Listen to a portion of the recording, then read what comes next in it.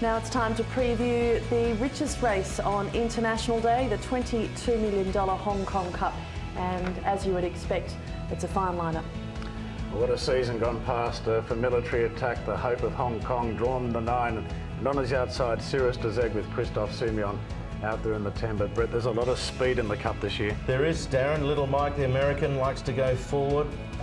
Endowing can possibly race forward. The Japanese horse, Tokay Halo, knows nothing but to lead. Side Glance won the McKinnon leading. Didn't lead initially, but took it up after about 500. Same Well can go forward. And Blazing Speed's an interesting runner on the way up. Drawn low. I'm thinking that they'll probably want to have him fairly handy too. Clint, how have you built your speed map for the Hong Kong Cup? I think there is good speed, and I've got a good tempo, nothing more than that, because, well, I talked to Little Mike's trainer, and he seemed to be of the opinion he could take the sit if he wanted to. I've got Samewell going forward. I think he'll ensure a good tempo. Tokay Halo for Japan. I don't think Side Glance has got that much early speed, but should settle prominent. I think it's a very awkward draw for Cirrus Dezeg, and, well, Blazing Speed, I think, will take a sit in behind one off because his better performances have seen this team have been behind. But the interesting one I've got with the price is I think Akid Mafid's a 5-to-1 chance. I've left Military Attack a 3-to-1 favourite because I think they'll just go back from the gate, but he should get the pace to suit with the stablemate likely leading. You mentioned Akid Mafid, and I think that makes it crucial for us to have a look at how these horses have been performing at the track, in particular the Derby winner of this year, who's needed to do a bit of trimming down. Let's take a look at Military Attack, working on the far side in that gallop with Zach Purton on board. He's been set for this race. The work's been solid. I think in terms of fitness, he'll certainly be fitter for that bit of work, and in his general preparation, he looks well. Cirrus Dezeg here working in a steady gallop, but never really does much when he arrives here nonetheless. And yeah, I think he looks in fair order. I wouldn't say anything special.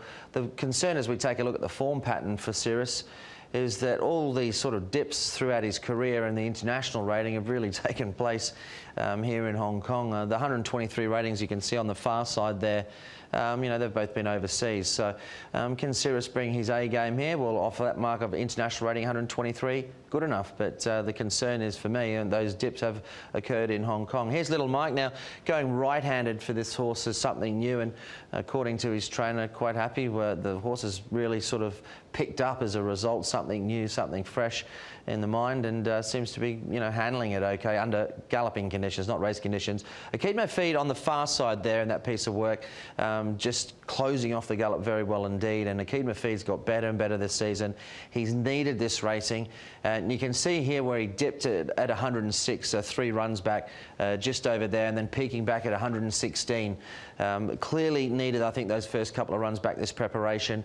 He looks a lot better now, and that final gallop was very nice indeed. I think he's needed a couple of runs, and expect a big run from him. Of all the German entrants, well, Nyatiko, this one does look in pretty good condition, I must say. Looked to be moving fluently, albeit on the all-weather track, but couldn't really fault him in any way, shape or form, and seems to have come out of the winter months pretty well. And this is the last one we'll take a look at. Side Glance, you know, just a steady piece. He's an unassuming type. He looks well on the coat. Once again, another one to come out of the spring from down under, and I thought Side Glance seemed to be looking in pretty good order.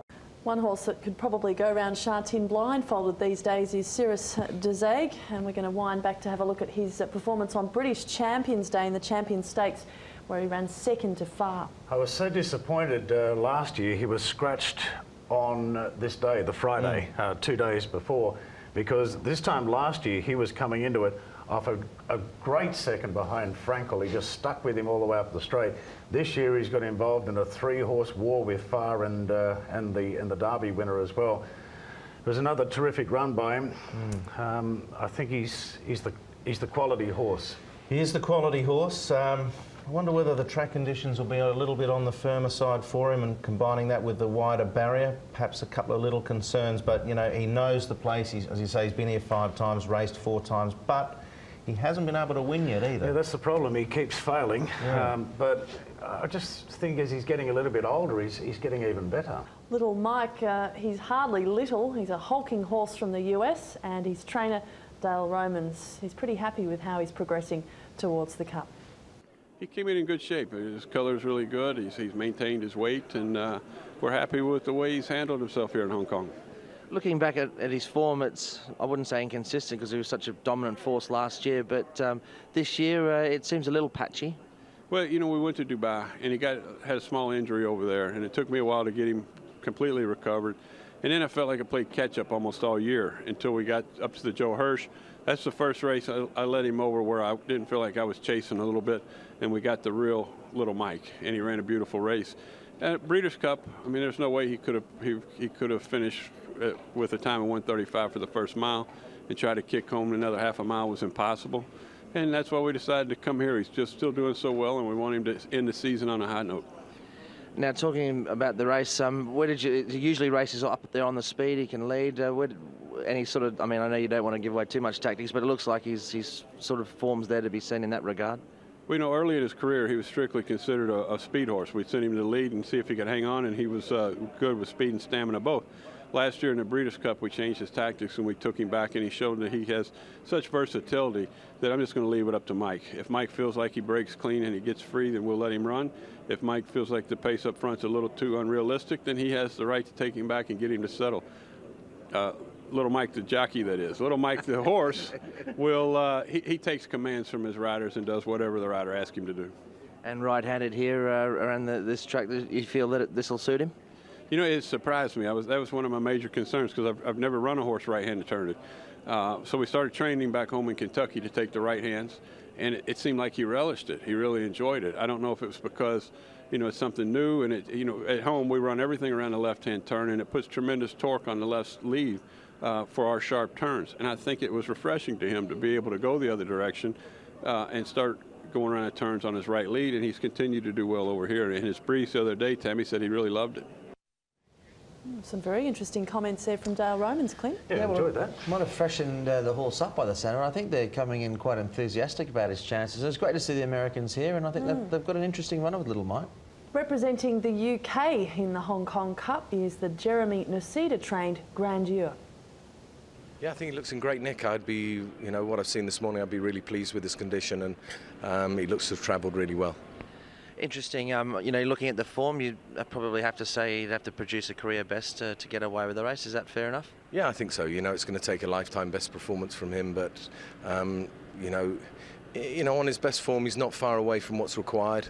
And you know, these types of track suits him. A nice turning track, fast ground. So I think that conditions will play to what suits my horse. So you know, I've no issue with that. Obviously, you'd be happy with Ryan Moore. He's won a cup before, three years ago with Snow Fairy, so he's got form in the race. Yeah, Ryan's as good a jockey as there is in the world at the moment, so, you know, he's a good booking for us, and I think the horse will be competitive. Just talking about his run style, does Grandeur generally races on the speed or off the speed? He's off the pace, you know, got a turn of foot. You know, he can sit mid-division or sit towards the back, you know, but I'll leave that with Ryan on the day, you know, how he feels the race sort of pans out for him. The Hong Kong Derby Quinella will be lining up in the Hong Kong Cup. Only last time they raced against each other, they reversed the result. Yeah, Endowing is about 50 to 1 in the Derby that day when he ran a cracking second. I'd love to see this horse win for Ty England. He's really riding in brilliant form this season. Absolutely. Has had barrier 1 at his last couple. It's barrier 8 tomorrow, a little bit different for him. Akeed Mafid. Now, Richard Gibson gave this a trial on the dirt with blinkers on over 1200 prior to this run. Really sparked him into form. I think if you go back and analyse each run individually, Akeed Mafid's run there was outstanding. I like that bit of track work I saw from Clint. We know he won the Derby.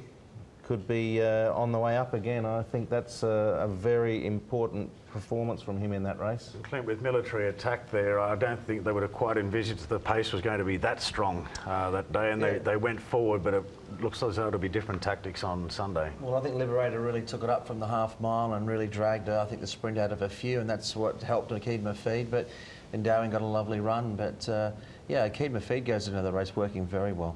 Richard Gibson has been pouring the work into the Dabawi colt. I think he's been on a bit of Jenny Craig as well. He's drawn gate 1. Does that worry the trainer? So, you know, it's thinking caps on again, but of course we'd prefer to be in than out. So again, you know, over 2,000 metres, the good horses have to adapt with any draw they get. Talking about Keed, you know, he had a couple of runs back. Was it just the fact that he's still a colt and he just, you know, needed those couple of runs to sort of hit his straps? Well, I think last season, my most worrying time of last season was during the off-season. I was very concerned of what to do with such an important horse, not riding him or exercising him for a month. So he just needs a monumental amount of work, you know. Looking back at the quotes of the first 2 races, I was relatively satisfied with his first 2 performances. And obviously on his last race was a very good performance. And, you know, we've really got him to the level we want him now. If he runs to his best, is he good enough to win? Yeah, I think he is. I thought he was very impressive last time. If he brings his A game, you know, I think, you know, he's certainly a massive danger in the race. Well, I think if he runs up to that performance that we saw coming from last the other day, he's a big chance getting the speed. It's draw on gate 1's essential for him, I think, because of he'll drop the bit early, and that's what they were trying to get him to do last time. So I think getting cover, get him to relax, then he can finish off. I agree. I didn't really have a lot of time for Akeem Mafid after his first up run, but the progression he's made since then, don't know whether those blinkers going on one morning just sparked him into it, but he does look a different horse as well in the morning. He's dropped a lot of weight. He's a serious chance on Sunday. I totally agree. Now, what about to some of the other international trained contenders? Well, I think Niatico's an interesting runner. He comes here to Hong Kong with outstanding form. He's had 8 starts this season for 4 wins and 3 seconds, so he arrives in the best form of his career, and that certainly is going to hold him in good stead. His last performance was a magnificent performance, and Side Glance, I thought, won a nice race, the McKinnon Stakes. It wasn't an overly strong McKinnon Stakes, a bit of a tactical battle as well, but he is a horse that's performed well in the World Cup and a lot of other good races around the world, and he's drawn well, so he commands a little bit of respect. Well, the Japanese runner, I guess, he'll determine his own fate, really, how hard he goes in the lead. But in Blazing Speed, Tony Cruz seems fairly confident that we're going to see a better performance, and it seemed as though the firmness in the track was an issue that worked against Blazing Speed last time out. I believe he pulled up a bit sore. Okay, let's look at the Hong Kong Cup, the richest race on the program, and as they all are, another quality field. I think it'll be a close finish, but I've got just a margin for Cirrus Dezeg at the end to beat Military Attack and Akeem Mafid railing through into 3rd. I've been so impressed with Akeem Mafid following that last start. I thought it was an outstanding performance. Drawn gate 1, as Clint mentioned, that should help. Get off the rail, he'll be hard to stop. Military Attack, at his best, is the one to beat. And Blazing Speed, for me, I think is the horse on the way up. You got a Hong Kong trio there. I have. I think Military Attack, I just think he's the best horse in this race over Akeem Mafid. And Little Mike, I just thought he might position well, just tucked in behind. So I want to leave way for the American to probably pick up a minor place. 1-4-3. And that's our wrap-up of the biggest day of the year in Hong Kong. I cannot wait. Yeah, I'm really looking forward to it. I might be having to hand in my Hong Kong ID card. I've just realised I haven't tipped a Hong Kong horse in any of the races.